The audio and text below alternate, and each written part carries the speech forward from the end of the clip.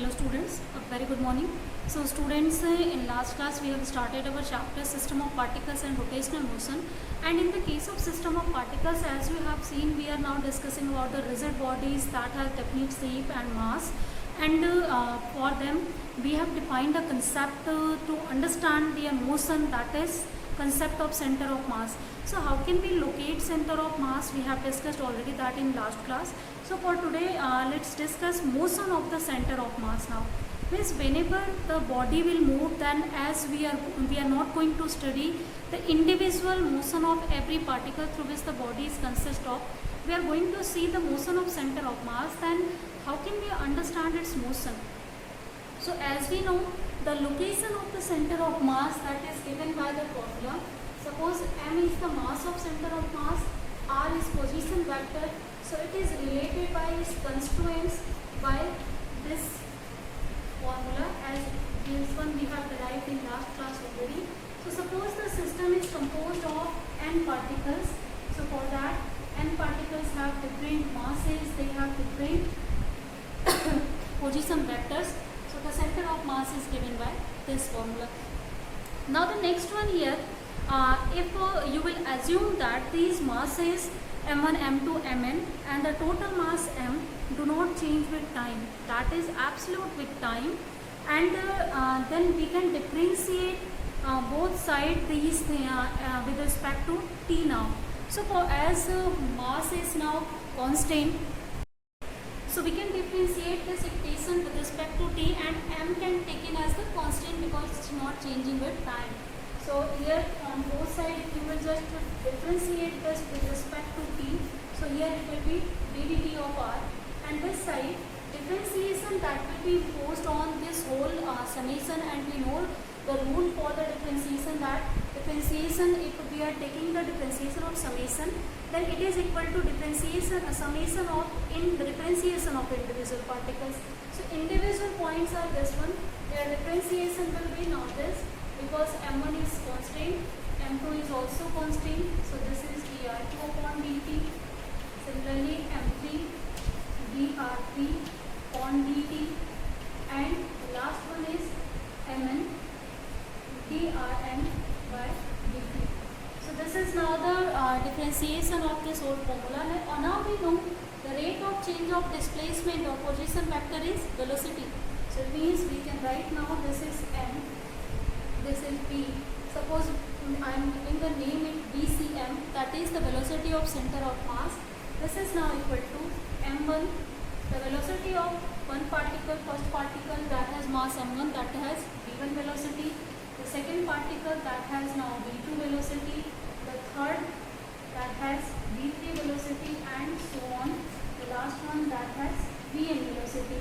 So we can take their summation, and now this is the formula to calculate the velocity of the center of mass. So now in the case of the motion of center of mass, first thing we have calculated, that is velocity of center of mass. You can divide this whole equation by m, and you will find out this is now the velocity. We can easily calculate if we know individual velocities of the particles there. Next one, the case, if you have to calculate now the momentum of the center of mass. So as this formula represents mass into velocity, this is already the formula for the momentum. So momentum of center of mass, this will be equal to now momentum of individual particles. So as these are m1 v1, this is momentum of first particle, m2 v2 momentum of second particle, m3 v3 is momentum of third one, and similarly mn vn is momentum of the last one. So this momentum of center of mass will be the sum of momentum of all individual particles now. Now next one, we can again differentiate the above equation with respect to t, and as m, total mass m, m1, m2, mn, that are already constant, that are not changing with time. So whenever we will differentiate this equation again, the differentiation sign will be imposed on only these the velocities components. So let's differentiate it again with respect to t. So this m, this will be dbcm by dt. This is now equal to m1 dv1 by dt plus m2 dv2 by dt plus m3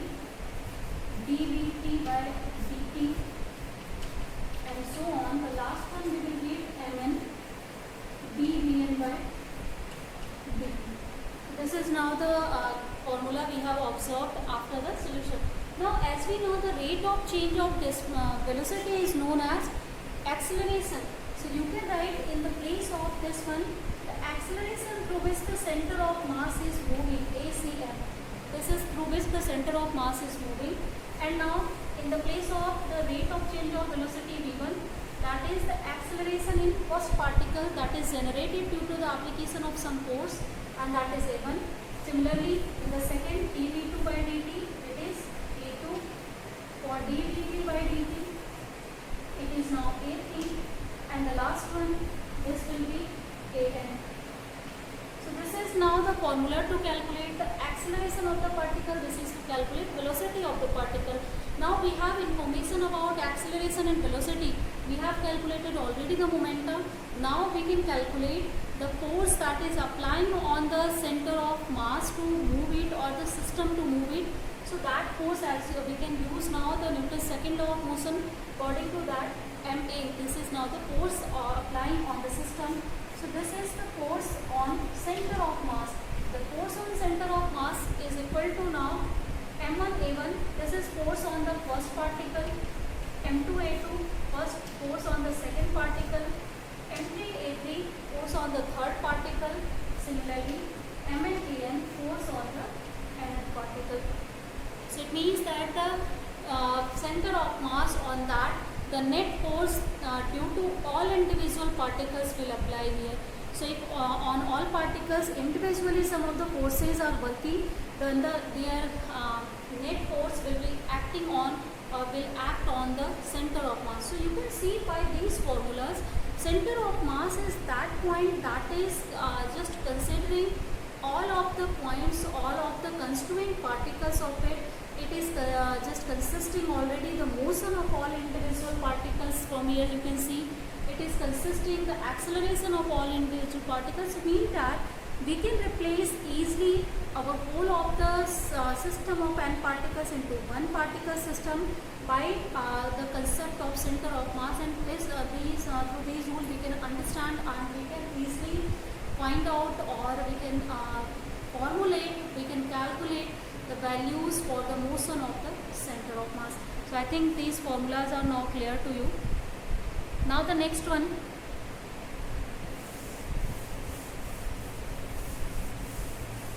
After this concept, let's see now the linear momentum of the system of particles and the conservation of linear momentum here. So as in this line, we have used this one to calculate the linear momenta of the system of particles. So as linear momenta is defined as mass into velocity. So the center of mass has velocity VCM, its mass is capital M. So this will be the linear momenta. Here I am writing this one. So this is now T, and as we have written already and we have understood, so this is P2 plus now P3. So let's write PCM, and similarly it will be now P10. So this is now, it means that the linear momenta of center of mass, that will be simple sum of all individual linear momentas. Now for the linear momentum conservation, what we will do, we will take the differentiation of these whole. So ddt of PCM, similarly ddt of, if we are differentiating the whole equations on both sides with respect to t. So this is ddt of P2, this is now ddt of P3. Similarly, the last one will be now ddt of Pn.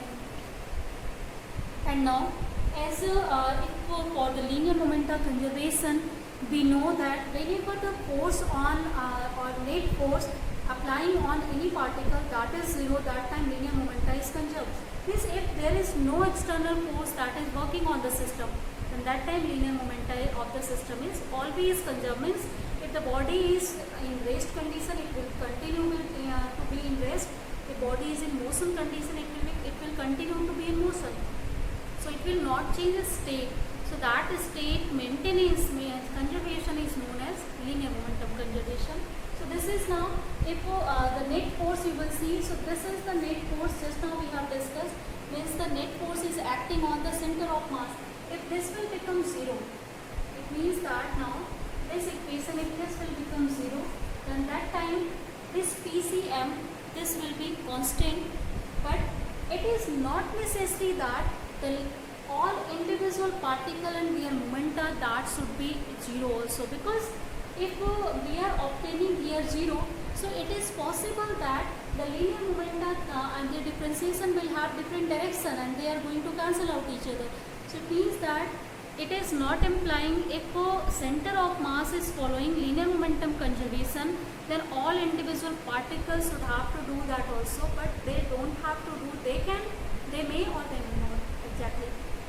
So individual linear momenta conservation, that may be or may not be, but whenever the external force is 0, then that time always we will get the linear momenta conserved of the system, because why we will not get the internal linear momenta is conserved, because there are so many internal forces due to particles, due to their mass, and due to that one we will get some of the momenta of that individual particle, but their directions is always opposite to each other.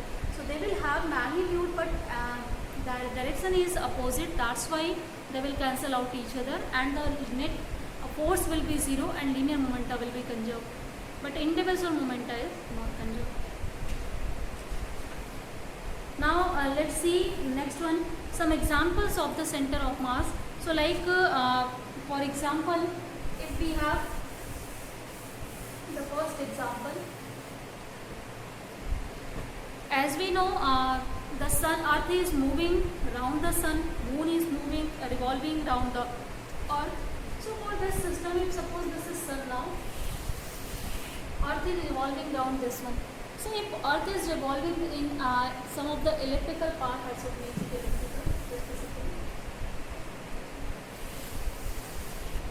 So if on elliptical path you will see sun is situated at one of the focus of this one, and earth is moving around this one. And if earth, you know, that has spherical shape, and the moon that is revolving around it in just circular path.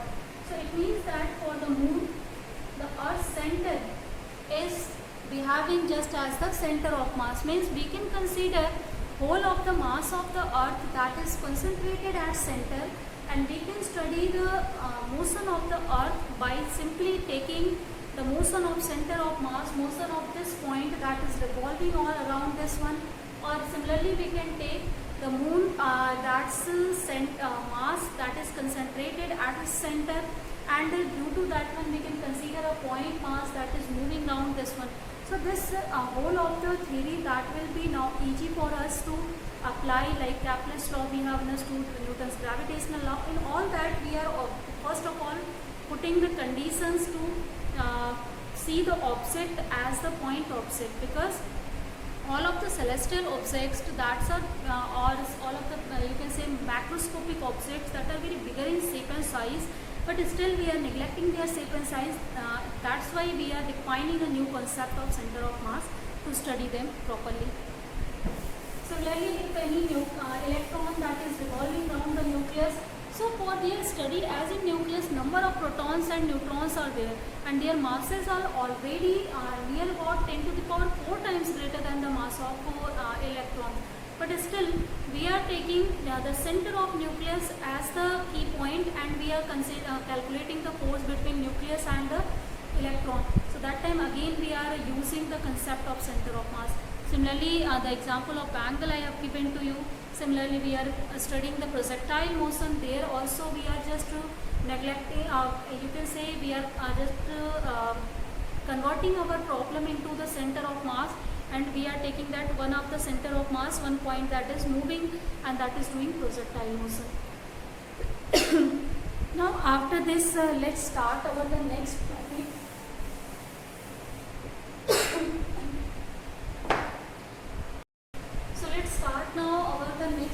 After the discussion on system of particles. So the first part of the chapter, that this is system of particles, that we have discussed now. Means if the system is consist of n number of particles, then what we have to do to study the motion of that system of particles. So we have defined a concept of center of mass, and by using that and by seeing the motion of center of mass, we can study easily the motion of the whole of the system. Now let's start to discuss the next type of motion of center as translational motion we have already discussed before, and the same theory will be applied here also, as we have converted our n number of particle concept into the one particle concept, and one particle concept the whole of the laws and working will be as it is as we have discussed before. So here the next one we will study for the motion, that is now rotational motion. So we have the system of particles then and bodies rotating all on. After that we will also see the combination of rotation and translation, like body is rolling. Then in both cases what will be the motion, how can we understand what will be velocity, momenta, forces that are acting, what will be the direction. So let's see one by one that one. So again, first of all, to understand the rotational motion, we have to again recall the knowledge of angular motion. So before this one, as we have discussed about the angular motion in motion chapter, motion in the plane. So whenever the body that start to move, and that time if this is suppose the center of mass of this body, so what in time whatever angle the arc is drawing at the center, that is known as its angular displacement. So the first thing that we have discussed, that is now the angular displacement. So in time whatever the angle that is drawn by this arc, that is known as its angular displacement. Now body is displaced in angular way, means angle is now changing, and the rate of change of angular displacement or rate of change of angle is known as now angular velocity. So next one topic that we are discussing.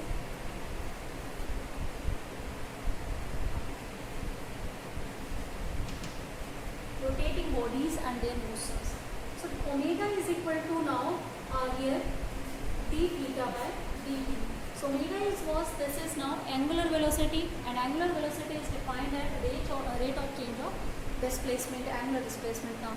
Now the next one, as we have defined and we have derived a relationship between angular velocity and the linear velocity also. So as whenever our body is doing angular motion, it is also doing linear motion along this path, along the circumference. You can see it is just doing the linear motion also. So in unit time, if it is displaced by suppose this distance, the displacement which that means is ds. So obviously it will have some of the velocity through which or this is moving over which. So that velocity v is given as this is ds by dt. So now we can use the relationship between theta and s. So as we know, theta and s both are related by the concept and if you will use that concept, then we have derived already this formula, that's why I am not going in detail here. So v is equal to r omega, that we have defined now, or in vector form if you will write, so v is obtained as omega cross r. So this we have obtained. This is now the relationship between linear velocity and angular velocity. Next one after this, the next concept of angular acceleration. So angular acceleration is what? Angular acceleration of an object in circular motion is defined as the time rate of change of its angular velocity. So if the velocity, angular velocity is changing with time, then that time we can say the body is accelerating. So if angular velocity is changing, then body has the sum of the angular acceleration. So that is defined, denoted by alpha, and it is given by d omega by dt. Rate of change of angular displacement is now called angular acceleration. And again we can just find out the relationship between angular acceleration and linear acceleration, as if this linear velocity v is equal to ds by dt, if it is also changing with time continuously, then due to their change in time there will be the production of linear acceleration. So it means we have two types of acceleration, and if you will just find out the relationship between those, then that relationship you can write directly alpha is equal to a upon r. So a is what? A is the linear acceleration, r is what? R is this radius vector. Means from where to where this distance is its radius vector. So a by r is now its value. And if you will see in vector form its value. So in vector form its value is obtained as alpha cross r. So it means that now our angular acceleration and linear acceleration are related by this. This we have also discussed in last chapter.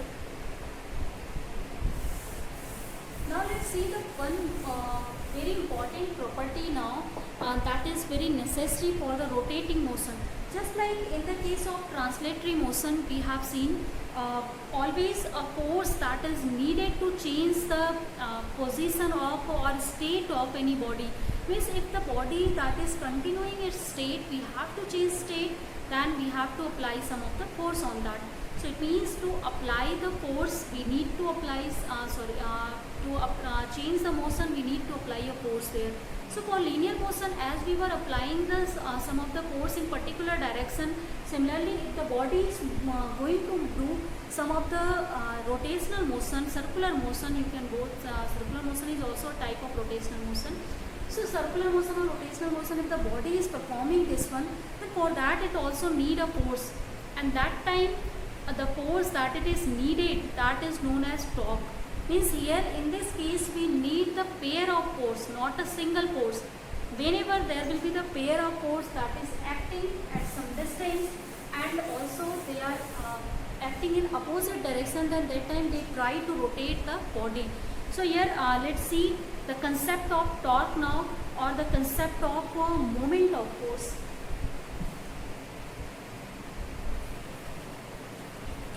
So concept of torque, or also we are saying it the moment of force. So let's see now how can we understand the concept of torque. So just now I have told you why we are observing this kind of impact and when we will observe this one. So we will observe, suppose we have a body or line of action we have where the two forces going to act. One force that is acting on this point and second force that is acting on this point. And both forces that are opposite to each other, and they both are now, obviously this force, due to this force the body will try to go in downward direction, due to this force body will try to go in upward direction. If both forces will be equal, then body will maintain itself, but whenever one of the force will be greater, then that time body will try to go in particular direction. So due to that one, its position will start to change and it will start to rotate through this center of mass here. So it means that the body, suppose this force is greater than this one, so after some time this body will start to maintain its position due to the net force, and now this body, you can see this is rotated by some angle. So it means that for the rotation, for the circular motion, we always need a pair of force that is acting in opposite direction. Now due to these pair of forces, we can now calculate what is the torque and exactly what is the moment of these forces through which they are rotating any of the body. So the rotation produced in any body, that is known as moment of force, and the reason that is known as moment of force or torque. So we can calculate the torque, that is denoted by torque. This is any one force and the perpendicular distance between these two forces. So in this case the perpendicular distance is already the distance between these 2 points, suppose that is r. So it will be simply F cross r. But whenever the body that is suppose in place of this, the line of action is in this way, the one of the force is acting this side and one of the force is acting this side, and that time you can see here the perpendicular distance between, if this is now r, so this will be, if this is theta, this will be r sin theta, and forces that are acting in opposite direction. So for this type of cases, this equation will be F into the perpendicular distance, that is r sin theta. So this can be written as r cross F. Exactly, you have to write this one. So this is r cross F. So in vector form you can write in this way. In scalar form this will be rf sin theta. So this will be the value of the torque that is acting on such kind of bodies now. So this, due to this torque or due to this moment of force, body start to rotate here, and always we need the torque for the rotation of the body for the rotatory motion. So this is the first important concept that we need to know before we are doing anything, like before we were studying about the motion of body along the straight line, we have defined the force. Similarly, before rotating motion, we need to know what is why our body is rotating. So that is very important concept here to understand. So students, I think today whatever we have discussed about the rotatory motion, about the system of particles, about the motion of center of mass, that are very important topics, that is now clear. So let's end our class here.